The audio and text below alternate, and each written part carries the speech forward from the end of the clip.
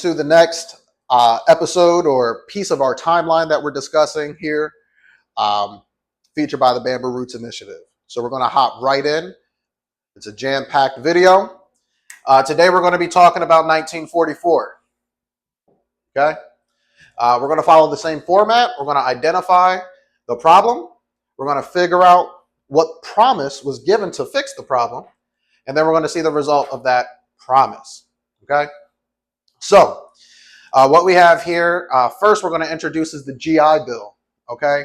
The problem the GI Bill was trying to fix were the issues that the veterans were having at that time.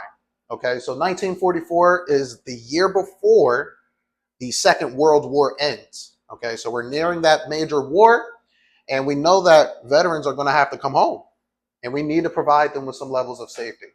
So the major issues veterans were seeing at that time were massive unemployment. They had lack of other job opportunities in education, housing, and poverty. You know, American issues, it seems like. So the promise of this, they ended up giving them what's called a Bill of Rights. Okay, additional rights specifically for veterans. And basically that promise was, you fought for us, so we'll go ahead and fight for you. Now, again, in its heart, it seems fair. It seems fair. The result of that promise, it provided wealth. It actually did its job for those it was fully enforced for. And then you'll see many people of color were excluded systemically from that system. All right. I think the GI Bill highlights perfectly what Martin Luther King said, that we can have no first-class nation and have second-class citizens in that nation. Okay. Bonus, we have another video coming out. But that's really what the GI Bill did in 1944. Now, the additional thing that happened, all right, we have the Bretton Woods Agreement. Okay, so let's identify the problem. What was the problem with the Bretton Woods Agreement? There was really no international currency trading system in place that was solid. Okay, what was happening in America wasn't strictly for America. Okay, a lot of countries around the world didn't have their currency backed by anything. Okay, so again, with some global context, we had two world wars just from, we had one in 1914 to 1918. So within 30 years, the world has fought twice massively. We personally have had the Great Depression, and we're seeing all these currency systems unstable. All right. This is a fun one. We're not going to talk into it because you guys fall off after about 2 to 3 minutes anyway. But beggar thy neighbor policies is very interesting. I think everyone should take a look at that. But again, like I was saying, there was no reliable international structure. So what's interesting is we see this promise that comes out of this, the Bretton Woods Agreement. Bretton Woods is actually a state. Forgot what state, New Hampshire, Connecticut, Vermont, somewhere up there northeast, where all world leaders came together. And this is the promise that they came up with. It's a new system of exchange where every currency is now tied to the US dollar. Because just picture this for a second. America comes in and we kind of did save the day with the world. Okay, so we have shown ourselves to be a military superpower.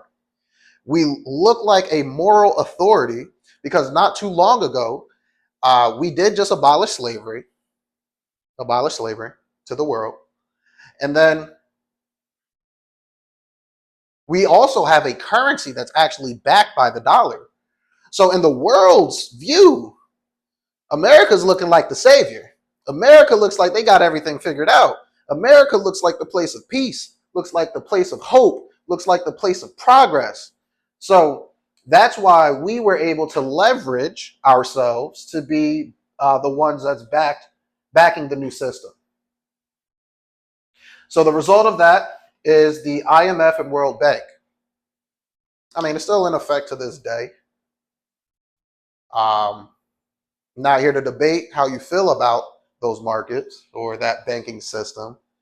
But the thing I will point out is we've already talked about what's happened in our own nation We talked about back in 1913, they went ahead and created the centralized system.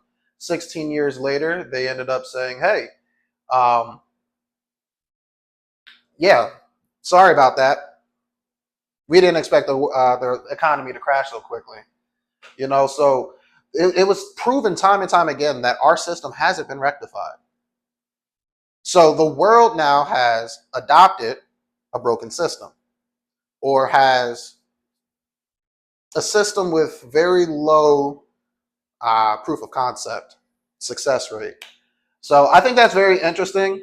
Again, the spiritual parallel that I'm seeing in 1944 was that there were real problems that were to be addressed for the veterans, for the world economy, that's just as a whole. So we have very real problems and solutions that weren't. All right. So if you enjoyed this video, next time we're going to be continuing the timeline. There's only 1, 2, 3, 4 more at least that we're going to talk about, and then we'll continue the paper. But let me know if you guys are enjoying the series, if you've been learning anything. And again, go ahead and subscribe. I appreciate everybody who subscribes, share. All right, and this is a new thing. I'm going to give y'all a sneak peek of what actually is in God's economy. God's economy is focused on provision, right? And in the kingdom, in the Bible where Jesus himself prayed, he said, thy kingdom come, thy will be done on earth as it is in heaven. Give us this day our daily bread. So when we are out here saying, I'm out here making my daily bread, stop relying on yourself to make your daily bread. Stop it. We need to be going out and praying in the morning, changing our posture to go ahead and ask God and thank God for giving us your daily bread. So until next time, make sure that you focus on getting that daily bread. I know you heard me. See, I stand on God and I stand on business. Put my life on the line and I carry that cross. Woo! God is my witness. Bridging the gap, spiritual litness. See, it's only God that did this. That's true. Nah. God saved me and he saved you too. I took that L on the